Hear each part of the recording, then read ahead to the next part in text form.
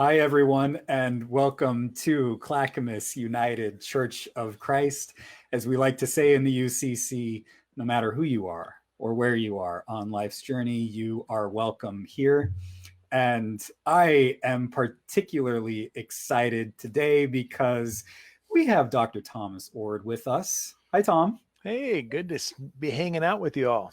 Well, this is your second time with us here at I'm Clackamas honored. I'm UCC. very honored.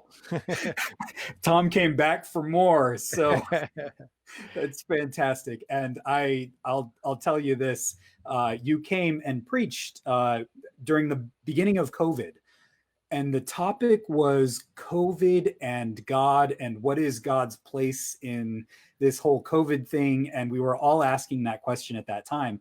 And you brought in scripture, you brought in theology, and afterwards I got multiple comments from members of my congregation saying how great you were and how clear you were about all of this. And they emphasized how clear you were. And I was like, are you trying to say something about your pastor? I had a little preacher envy within me, Tom, because you were just so fantastic. And Oh, thanks, Adam. then you were talking about your book, God Can't, and relating it to the coronavirus in beautiful and profound ways. And if people want to go check that out, you can find it easily on our Facebook page or on our YouTube channel. But you wrote a follow-up book called Questions and Answers for God Can't. And I would imagine that you wrote that book because you were getting a lot of questions. Yeah, that's exactly what it was. And, they were really good questions. They were the kind of questions you would expect because people have come at God from a particular kind of angle, whether they're conservative or progressive. And when someone comes on the scene and says what I say, that God can't control anyone or anything because God's love is uncontrolling, then all of a sudden people think, oh, okay, well, what are the implications here? How do I understand this, that, and the other? Yeah, absolutely. Well, we'll get into that, but I want to introduce people to you. Tom is a theologian, philosopher, and scholar, and he has written or edited 25 plus books. Is that right? Yeah. Yeah. And Tom, you are the director of the doctoral program at Northwind Theological Seminary. Can you tell us a little bit about Northwind? Yeah, it's actually a brand new seminary. It's fully online, and I direct doctoral students exploring open and relational theology. And it's in what we call the Oxford style, which means a lot of one-on-one mentoring with students who want to get a doctoral degree. Gotcha. And you are also the director for the Center of Open and Relational Theology? That's right. Yep. What is open and relational theology? Well, it's kind of a broad tent of various kinds of views of God that have some differences among them, but they share two things in common. One, they think God is relational. That is, God is really affected by what happens in our lives and in the world. God suffers with us, we might say. God is happy when we are loving one another and sad when we're not, etc. And the other one is that open means that the future is open, not only open for us as if it's not yet settled, but also open for God. So it's a lot of people think of God as sort of outside of time, seeing all history all at once. Open theists think that God experiences time moment by moment like we do.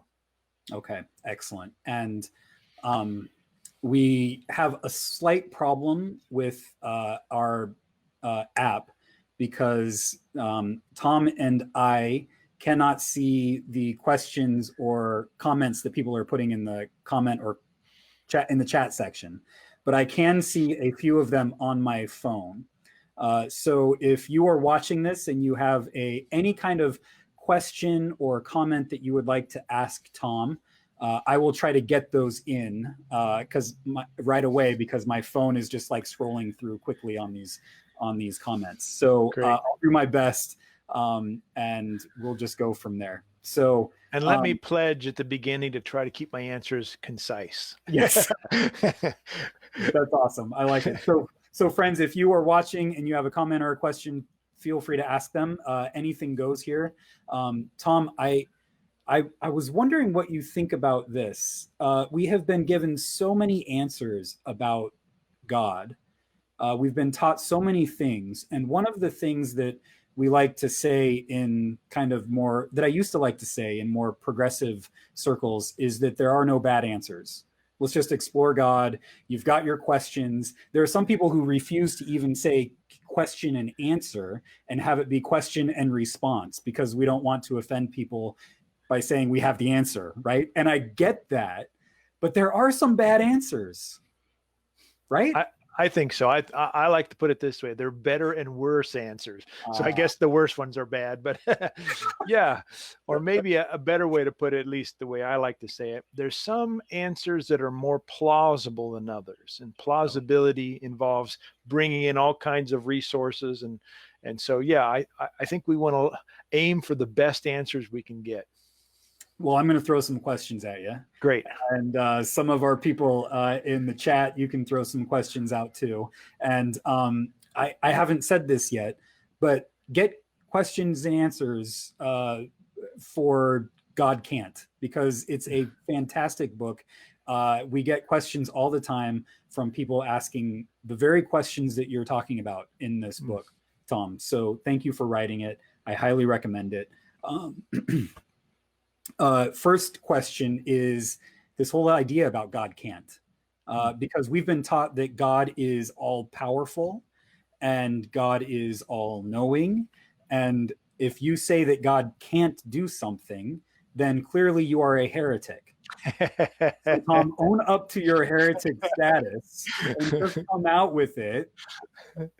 Well, if saying God can't do some things is heretical, then there are some heretics in the Bible itself. So we've often come to the Bible assuming that God could do anything. Maybe some people have said God is doing everything. So they have kind of a controlling God who we have no free will, there's no chance, and everything is determined. But most people I know come to the Bible thinking God could control and occasionally does so, maybe to stamp out a miracle here or make sure an election happens there or whatever it is. But the problem with that view of God is that there's lots of things in the world that suck. There's genuine evils. There are elections that go particular ways that we think aren't for the common good. And so then what people have to do is sort of scramble, people who think that God can control, they have to scramble to come up with some kind of a justification for the evils of the world. I'm willing to say that God simply can't control anyone or anything, not because God is totally hands off and watching us from a distance. God, I think, is involved moment by moment in absolutely everything from the most complex to the least complex. But my view is that God always loves everyone, every creature, everything. And God's love is inherently uncontrolling. And so to say God can't control others, I think, is another way of saying God's love is always uncontrolling. One of the emphases that you put in this book is exactly how you started that question, which is the Bible frequently says God can't. Right. Can you go through just a few passages where we see this principle? Sure. The writer of Hebrews, for instance, says God can't tell a lie. Titus also says that. James says God can't be tempted. The psalmist says God can't grow tired. There are others. My favorite one is, because it's kind of overarching, I think, is when the Apostle Paul is writing to Timothy and he says, when we are faithless, God remains faithful because God cannot deny himself. And so the idea is that God has a particular nature or way of being. And if God were to not be like that, then God wouldn't be God, we might say. Now, theologians sort of fill out the details of what that looks like. And my proposal is that love comes first in God, and God's love is inherently self-giving and others empowering, and therefore inherently uncontrolling. I want to get Jeff in here. Jeff has a question before his question passes by. It's a great question, Jeff. He says, can you comment as to the difference between your concept of God versus the Aristotelian God, remote from and involvement in events, remote from involvements in events. Yeah, sometimes people think of, or actually Aristotle uses this language of his God being the unmoved mover. And that means that God is always acting, always influencing, whether it's controlling or just influencing, it depends on your views. But God is always influencing the world, but is never influenced by the world. When I say God is relational, I mean God's not only relating to us by influencing, inspiring, empowering us, but what we do actually has an effect on God. I actually think that's the normal way biblical writers think of God. So it's not like an unusual idea, except that, unfortunately, many Christian theologians followed Aristotle on this issue rather than the dominant view of God in the Bible. And so that's one of the biggest differences between my view and Aristotle's view. When you were here preaching, well, you weren't here, but when you were preaching for us at the beginning of COVID, I was reminded, and I think I mentioned this, I was reminded of Abraham Joshua Heschel when you were talking. And I see a lot of one of the greatest, not only rabbis of the 20th centuries, but one of the greatest spiritual leaders of the 20th century, Abraham Joshua Heschel. Many books, huge influence in my life. And I believe he says somewhere in one of his books that, opposed to Aristotle, who says that God is the unmoved mover, Heschel says that in the prophets you see that God is the most moved mover. That's exactly right. I think he's the one who coined that phrase, most moved mover. And it's been picked up in the communities that I'm a part of, the theological communities I'm a part of, open and relational theology. A guy named Clark Pinnock, who is a more conservative evangelical open theist, had a book called Most Moved Mover, in which he lays out an open view of God. And he credits Heschel in that particular book. It's a really important idea, I think. Yeah, I love it. It's fantastic. How did you get interested in this whole idea of God can't? Love, baby. Love. um, I, like most people, have kind of been grasping at trying to figure out something about who God is. I was an avid evangelist when I was younger. I was really hardcore. Then I went through a phase in which I didn't believe in God anymore. And my disbelief was based on intellectual reasons. And it was really the issues of love and meaning that brought me back to believing that there was a God. And it allowed me to have the freedom, given that my view of love is central, that God is love is central. It gave me the freedom to examine all kinds of other things I had thought about God. And in that process, I eventually came to think that rethinking God's power in light of love made a whole lot more sense than continuing to affirm the kind of classical omnipotence or almighty view of God. So what would do you do away with God is all powerful kind of language? The word I like to use is almighty. You could use sovereign, you could use omnipotent, almighty.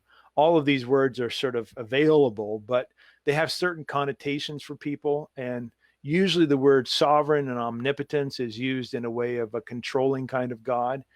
I've settled on using the word almighty, even though I realize it's got some baggage too. Yeah. But I do it because I think God is almighty in three senses. And the word almighty itself fits these three senses.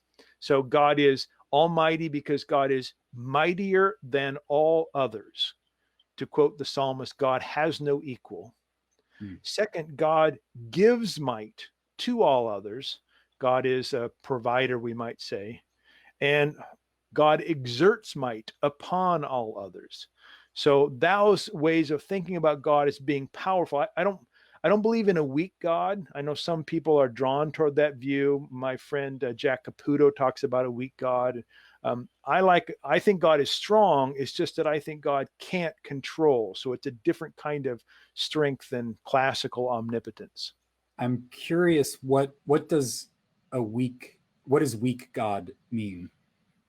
It depends on the person. I Okay. think what many people who want to affirm a weak God, they're trying to compare it with a controlling God, and they don't want a God who is responsible for the rotten things that happen in the world. And in that sense, I'm totally on board with them. So it's really a matter of semantics. I think God really does stuff, really has power, just not the kind of controlling power that so many people have thought God has. Okay. That's interesting. Got it. Friends, we have quite a few of you who are watching. So if you have comments or questions that you would specifically like to ask Tom, I can bring those in. So please make those questions if you've got them. Anything is on the table. So whatever your God questions are, let's bring them up. My question is very immediate to me right now, living in Portland. And you're in Idaho, right? Yeah. Yeah. So I'm sure you've heard about Portland these days. We have some protests going on. And I wanted to get your thoughts on God and protesting. Is it okay for Christians to protest? What are your thoughts about that in light of what's happening in Portland? I realize you're not like in the belly of the beast, as Yeah. they say right now, right? Yep. But just in general, what are your thoughts? Let me talk generally. So I'm going to talk about protest in the abstract and then maybe bring it down to Portland. In the abstract, every Christian ought to be a protester. Every Christian ought to look at the world and say, there's things that ought to be different. I'm against this. In fact, given my theology, God is a protester. Because given my theology, God's not happy with the things the way they are. God didn't cause them to happen the way they are, or even, in my view, allow things to get to where they are. God doesn't allow racial injustice, for instance. God doesn't allow the status quo. God is protesting against evil in the world, systemic and individual.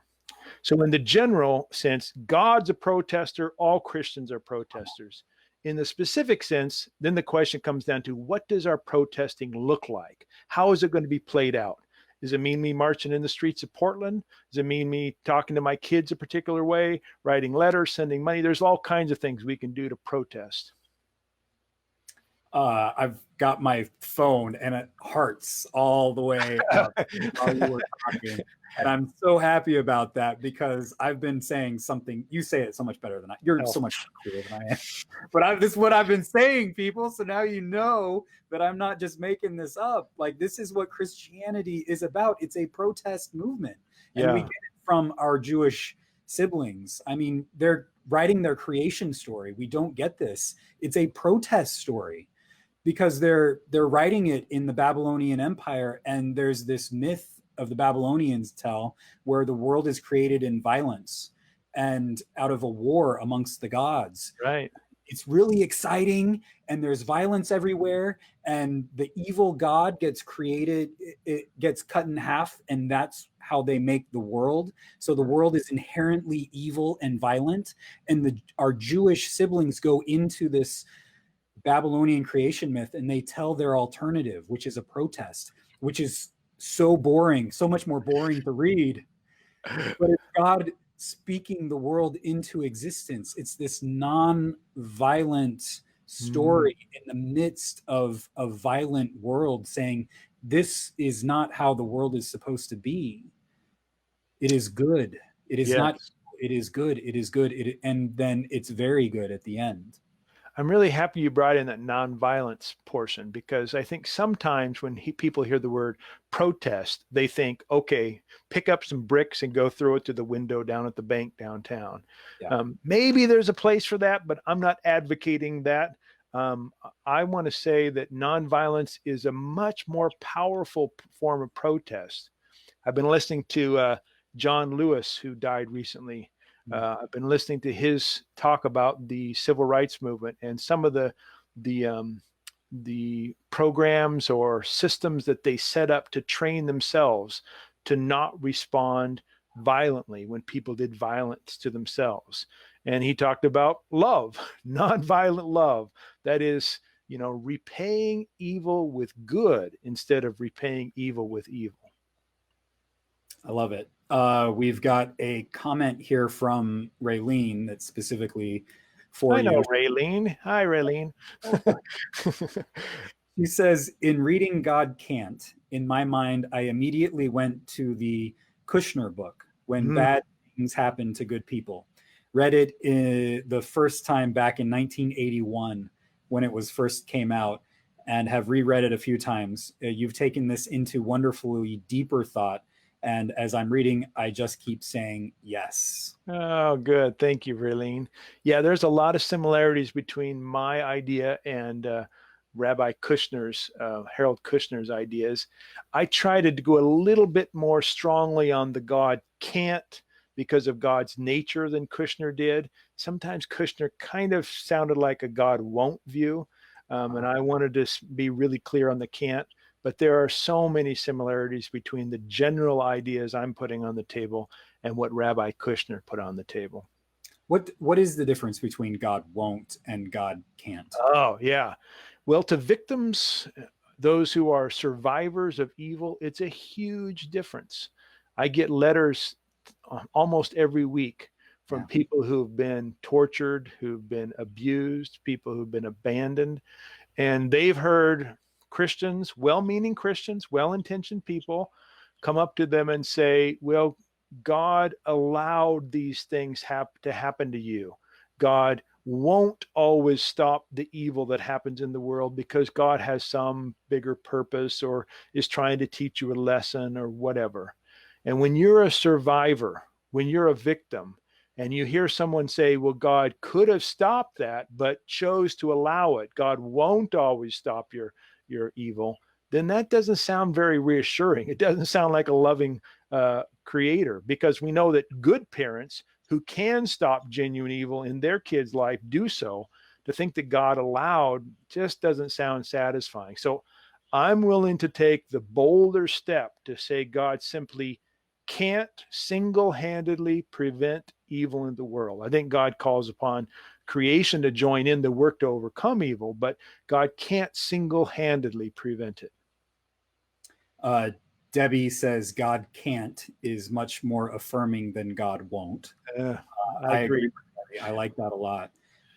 We have a debate going on in the chat section, Tom, and your whole career depends on your answer to this question. So Erica asks, does God like Coke or Pepsi? Ooh. This is a big one. There's a debate, and I'm leaning in one direction on this one, so we'll see where you go with it. Yeah, in this particular case, I'm going to have to renege on that thing by saying I have all the answers. I never said I had all the answers, but I like Courtney's answer, which is the most, which is cherry Coke. I'm with you on that one, Courtney. Emily has this to say. So, Tom, this should have been so obvious to you. If God is Team Pepsi, I'm turning atheist. Nicely done, Emily. Nicely done. I have always thought that Pepsi was the underdog in this. Me too. Yeah, I agree. I've always thought that God is on the side of the underdog. Good point. Oh, I hadn't thought of it like that. Emily, I don't know. Then again, RC Cola is really oppressed, and God yes, oppressor. So I like how you went the third way with that, RC Cola. That's done, Tom. That's good. Oh, that's good. Scott says, I was raised Roman Catholic, have since become very non-religious. That's I would like to talk with Scott about what it means to be non-religious. Do you there's religious and spiritual. I don't know if you have thoughts on that, Tom, or. Yeah, I think those terms are usually used. Religious is usually used to talk about going to church or being a regular member of some kind of church community and maybe following some traditional practices like prayer or tithing or fasting or whatever. Whereas spiritual is oftentimes thought to be free of that kind of thing and not so hung up on following particular protocol. Yeah. I think, how you define the words just varies. Yeah. But a lot of people from Catholic backgrounds like to call themselves spiritual because they've got some baggage with some of the things that they have in their Catholic tradition. Katie says, don't bring RC Cola into this. It's blasphemy. Thank you, Katie. I like that. That's good stuff. That's good stuff. Let's see. Katie says, as I work with students and people who have faced trauma, I appreciate this so much and share it with them as hope. I'm sure you get that. I mean, I do. Emails and stuff that you get. Yeah, just this last week, I got a Facebook message from a counselor, a therapist in Florida, who's linked to a fairly conservative Christian denomination, but who just found the ideas in God Cant so helpful as she works with people who are enduring trauma from past abuse or suffering of some sort. Yeah. Nell, thank you for being here. Nell says, God is omnipotent. There should be nothing he can't do. And this is going to lead me into my next question. Okay. So, can God perform miracles? Keep with me here. And if so, why doesn't God perform those miracles today? This Sunday, I am going to be preaching on Jesus who feeds the miracle of the 5,000. Which is a misnomer because it's 5,000 men plus women and children. So there are probably 10 to 15,000 people that Jesus feeds with these 5 loaves and the fish. And at the beginning of that story, Jesus not only feeds the 5,000, but it's a double miracle at least, because he heals all of the people who are sick in the crowd. So if God is God omnipotent? Surely God is omnipotent because Jesus can heal people, right? What do we do with the miracle stories in the Bible with your view of God can't? So this is a huge topic that I'm going to try to keep concise. And as I start, let me fudge a little bit. Fudge is not the right word. Let me say I go into a lot more detail in this new book. There's a whole chapter on miracles. But let me begin by talking about miracles with a little of my own life. And I'm guessing that a lot of people listening to this can relate to what I'm about to say. I have prayed for miracles to happen, for people to be healed, and have had a really low success rate in my prayers. I have asked God, not just selfish things like, I want a new car, but heal people of cancer. Yeah. And they've not been healed. So it's not like it's frivolous. And these are big time things. I went from a time in my life in which I was totally in on the God healing all the time. And then when my success rate was so low and I saw some of the other things that I thought wasn't right, I went from the other side, which is God never heals any time. All healing is just through modern medicine or chance. I now have a view that's between those two. It says this: God always works to heal in every situation, at all times, at all levels of existence, from the most complex to the least complex. But God simply can't heal single-handedly. So this is going to the God can't stuff. And God requires either the conditions of creation to be aligned or conducive, like in terms of inanimate objects, or God requires some kind of cooperation at the cellular level or the organ level or the individual level, the social level. So miracles can really happen when creation cooperates or the conditions are aligned. Now, that sounds kind of philosophical and complex. I actually think there is no example in the entire Bible that contradicts that view.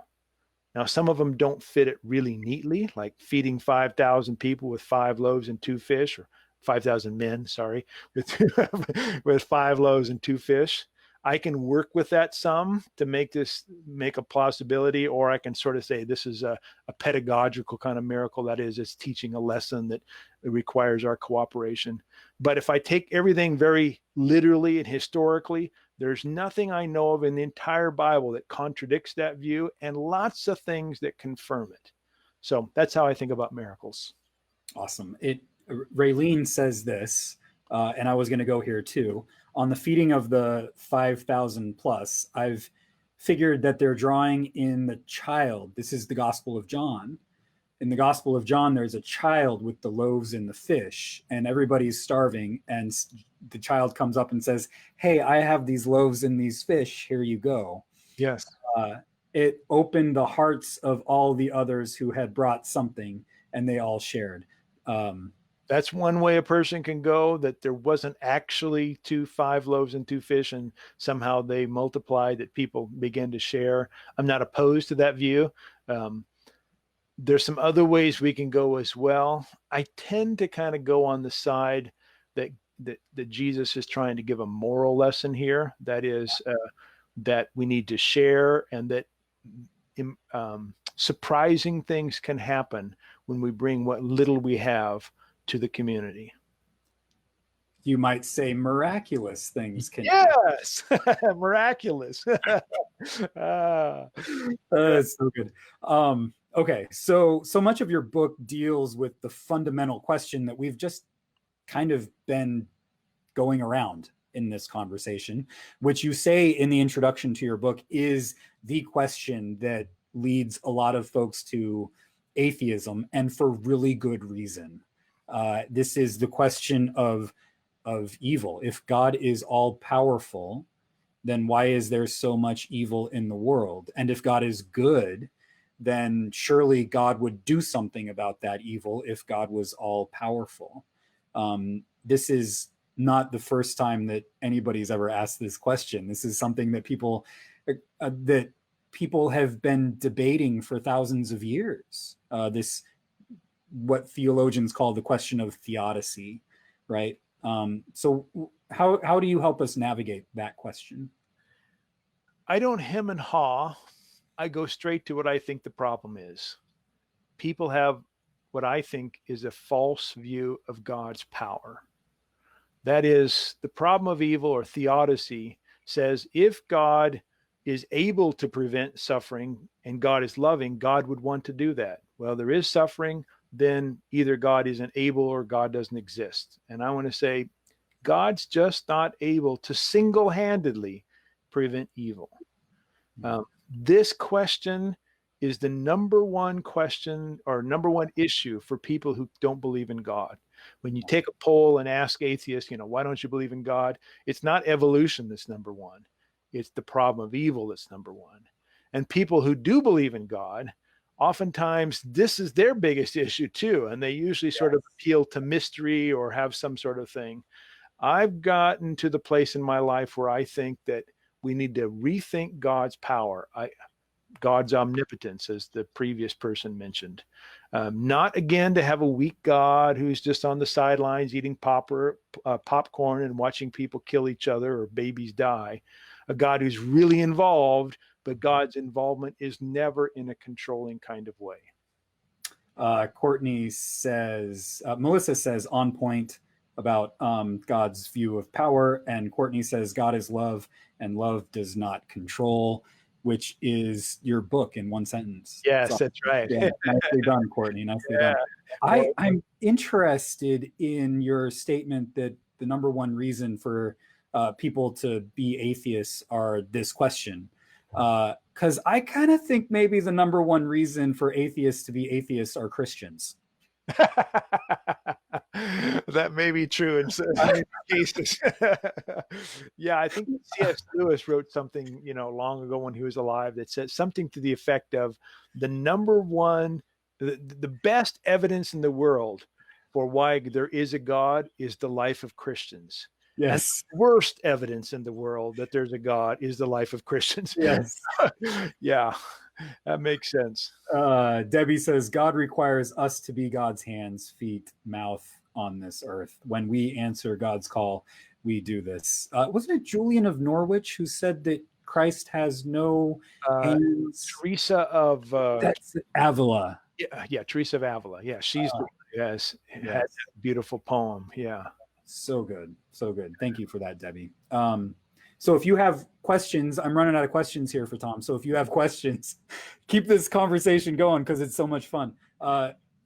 You've I'm going to skip. You've talked so much about the uncontrolling love of God, but how would you, like in a nutshell, how would you explain or describe what uncontrolling love of God means? Yeah. Um, in a nutshell, that's a tough thing. Someone, Okay, expand someone the nutshell. It's all good. you know, if I was to sort of, everybody's got certain passages in the Bible that they kind of go to and say, oh, this really kind of sums things up for me. I've got several of them, but one of them is a translation of 1 Corinthians 13. I think it's either chapter or verse 7 or 5. It says, love does not force its own way. And so if I were to sort of capture the uncontrolling idea, it's that love acts, but it doesn't force. It doesn't, to use philosophical language, it doesn't become a sufficient cause. Or the word I keep using in this conversation is single-handedly. Mm-hmm. God doesn't single-handedly fix things or determine outcomes in the world.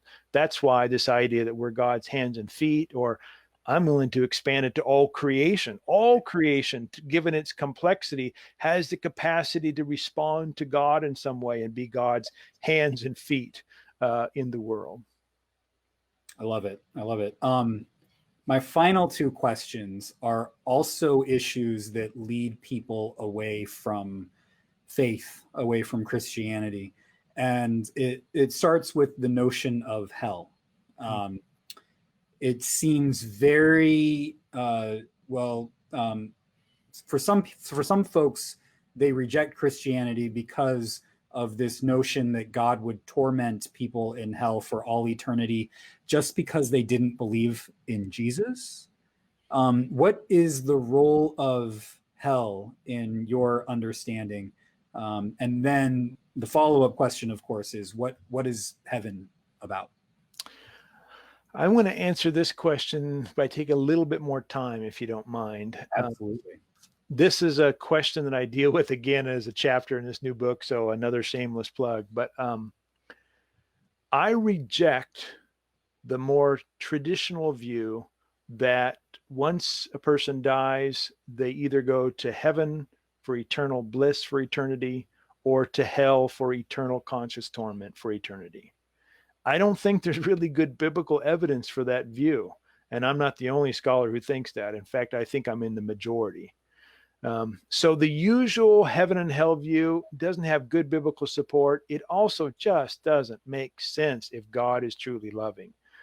An eternity in conscious torment is a crime, is a punishment, I should say, that doesn't fit the crime of 80 years of sin or whatever it is. So it just doesn't make a lot of sense. Now, what some people do is they'll swing from that view into what's sometimes called universalism. I've just been reading, there's some good books out here on this idea, and there's various forms of universalism. But one form, and here I'll quote or use the reference to David Bentley Hart, because he's just had a big book on this, and I've just finished reading it. One view of universalism, I think, undermines free will. That is, it says in one way or another, and there's various different versions, that God sends everybody to heaven because God ultimately, through one means or another, controls people and sends them to heaven, even if they don't want to. And again, there's some, David Bentley Hart's got a sophisticated approach to this. I don't buy it, but it's not just, not some sort of random throwing things against the wall. But the problem with universalism understood that way is that it seems like our lives don't really count. They don't really matter. Like, why in the world should I self-sacrifice because of climate change if I know that I and everybody else is going to spend eternity with God no matter what I do? So it rubs people the wrong way in terms of, like, what are the consequences for sin? Is it just the case we feel those consequences now? If that's the case, we just got to endure for 80 years and, then we go to a better life, or what's going on there? So that's the second option. I reject what I'll call classical universalism. Third option, this one's more popular amongst evangelicals who don't like the heaven and hell view. They believe this third option, we'll call them annihilationists. They believe that some people go to heaven for eternity and God wipes out, burns up, annihilates all the others. God either does this actively in a flashing display of omnipotence, Adam, you're not one of the ones that go to heaven, so I'll burn you up. Or God does it passively by simply not resurrecting you. You died, God just leaves you in the grave. The problem I have with this view is, even though it has the advantage of not sending people to hell for eternity, which is thumbs up on that, but the problem with this view is that it seems like God gives up. It seems like the Apostle Paul, again, in 1 Corinthians, is not correct when he says, love never fails, love always hopes. This seems like a view of a God who could sustain people and then somehow maybe persuade them later, but just says, you know what, I just give up on you. You're not worthy, or I'm not going to give you any more chances. So a long way to get to my preferred position, number 4. I call it the relentless love view. I think God always invites everyone and every creature conscious or available to live a life of love now and in the afterlife. And God never gives up on anyone at any time. So in the afterlife, God continues to call and to persuade and to say, let's have this love relationship. Now, we can say no to that. Saying no to love is naturally or by nature saying yes to negative things. So I think there are natural negative consequences that come from sin, but that's not the same as God punishing. And God never gives up.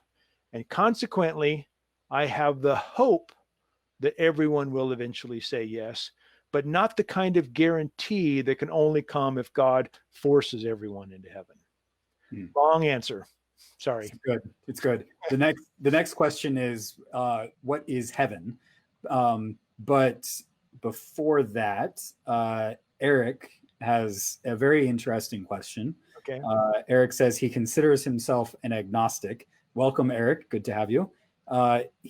Eric says, why does God not continually send messengers or sons, if you like? I would say daughters, maybe even, such as Christ to lead us. Why only that one time hundreds of years ago or 2,000 years ago? What do you make of that? Yeah, awesome question. This gets kind of down to, again, the question of God's controlling power. Is Jesus of Nazareth an active God that single-handedly implants somebody in the world and like a robot controls to give out some message? Or is Jesus of Nazareth one who responds to God in such a way that's so profound, we call him divine, at least in the sense of showing us what God's love is like? So to that good question, I would say there's potential to have lots of Jesuses or lots of revelatory people. Adam here, I'm sure, is a revelation for some people in his community. I try to be that. Every one of us ought to try to be that. Not that I'm perfect, not that I'm as good as Jesus, or Adam probably wouldn't make the same kind of claim, but I think God is trying to communicate to all creation through all creation, and that includes every single one of us. It's just that Jesus did a better job than I at least have. Amen to that. So what do you make of heaven? Well, when I was in my 20s, I thought it was continual orgasm.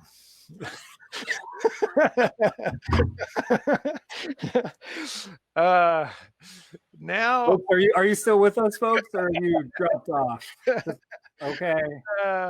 He's going to say something really profound right now, so just stick with it, okay? I don't know if I'm going to get profound. Well, it is hard to imagine, isn't it? Like, what is the greatest degree of well-being we might imagine. I use orgasm because that's an ecstasy kind of moment. And that's part of well-being, but not the only part. So I've got to admit, I don't really know. My guesses are kind of vague. They have to do with talking about peace and love and hope and well-being and flourishing. But nailing down the specifics, that's a lot harder for me. I kind of doubt there's actual streets of gold, but so the specifics I'm not sure about. It's good. Okay. We're getting all kinds of LOLs in the chat section. So no, my sermon, if I want to get some laughs, I know what to do now. So that's good, Tom. Thank you. Well, those are all of my questions. And friends, I am not seeing any more questions in the chat room. So sometimes I miss the questions and things that happen in the chat room. So forgive me for that. Kate, one last question. Kate says that I was taught growing up Catholic is that every single decision we make is predetermined and already known by God. This is a big hang up, predeterminism, right? Yeah. She says, looking at that idea, it makes it seem as if we are destined for heaven or hell at the beginning of our existence. Sorry if this was discussed previously. No, this, Katie, is a fantastic question. It is, yeah. Let me tell you something, Katie, that might surprise you. The majority of Christians today don't believe that. Catholic, Protestant, Orthodox. Now they have some nuances and things, but the idea that God has predetermined from all eternity who goes to heaven and who goes to hell, it's actually a narrow number of people today who believe that. Now, I actually reject that idea and reject something else that a lot of Christians do believe. And that is whether or not God knows with absolute certainty everything that's going to happen in the future.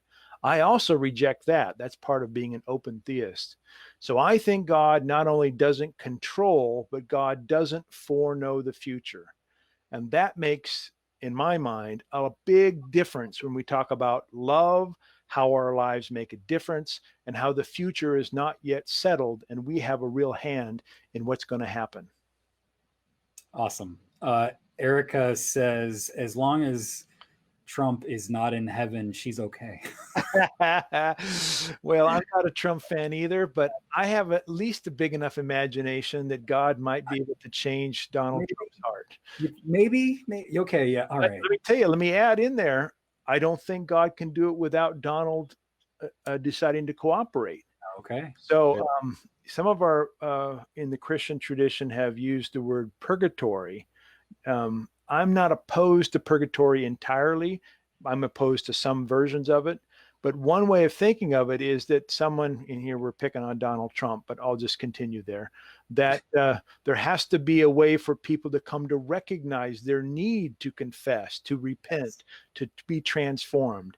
And I think God never gives up on anybody, including Donald Trump. So I am optimistic that God can even convince the Donald to be different. I just wish it would happen earlier than later, but oh, this is a big question. Okay. Kaylee asks, do you think the Antichrist is a single person or more of a concept/phenomenon? I have heard both perspectives. Yeah, it's interesting that word Antichrist doesn't show up in the entire book of Revelation. It's only found, I think it's in 2nd or 3rd John. Yeah. And in that particular context, it's not talking about an individual or even a movement or anything like that.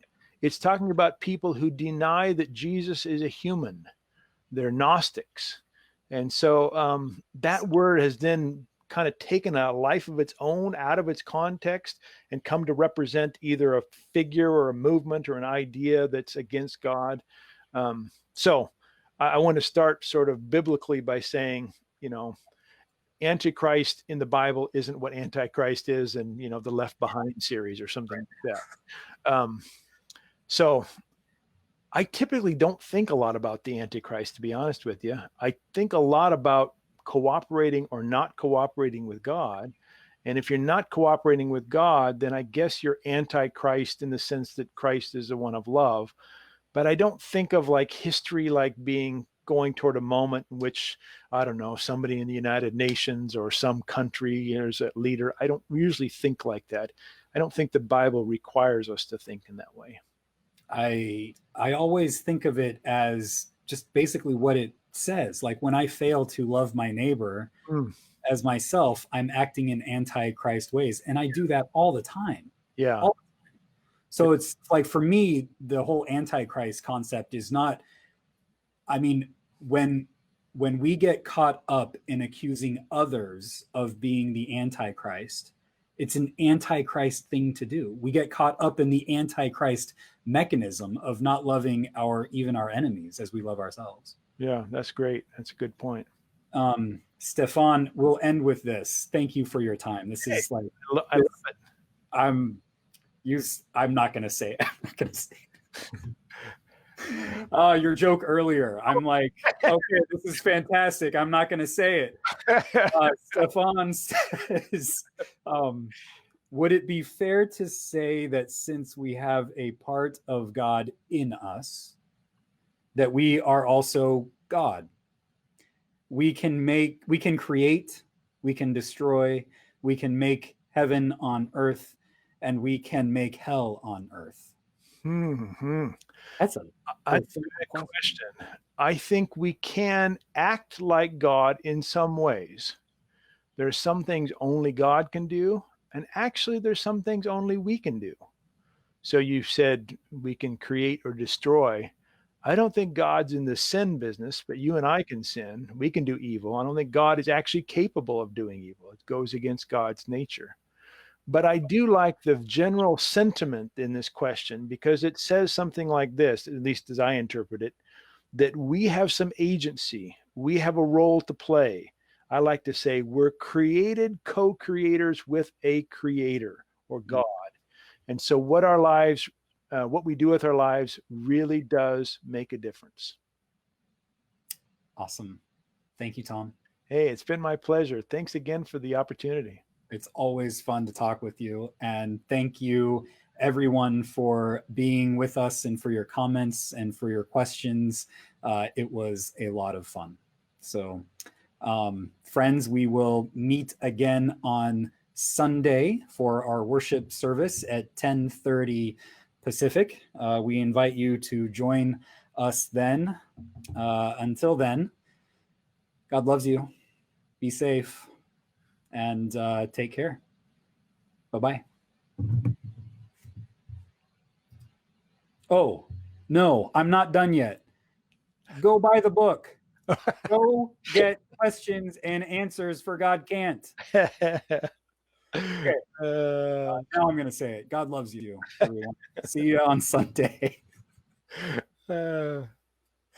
Hi, everyone. This is Adam Erickson, reminding you that no matter who you are or where you are on life's journey, you are welcome at Clackamas United Church of Christ. We are located at 15303 Southeast Webster Road in Milwaukee, Oregon. We are so glad that you found this podcast. All of our podcasts will always be free, but we rely on the financial support of our members and our friends. If this podcast meant something to you, you can help us out in two ways. You can share this podcast with someone you think might be interested. You can also help us financially by donating to the wonderful missions we have here at Clackamas United Church of Christ. To do so, you can go to our Facebook page, our website, or our YouTube channel, and click on the Donate Here button. Our worship services start at 10:30 on Sundays, except for during the summer months when we start at 10 o'clock. If you would like more information on our church, you can visit our website at c-ucc.org. You can also reach out to me through email at adam@c-ucc.org. Until next time, grace and peace be with you.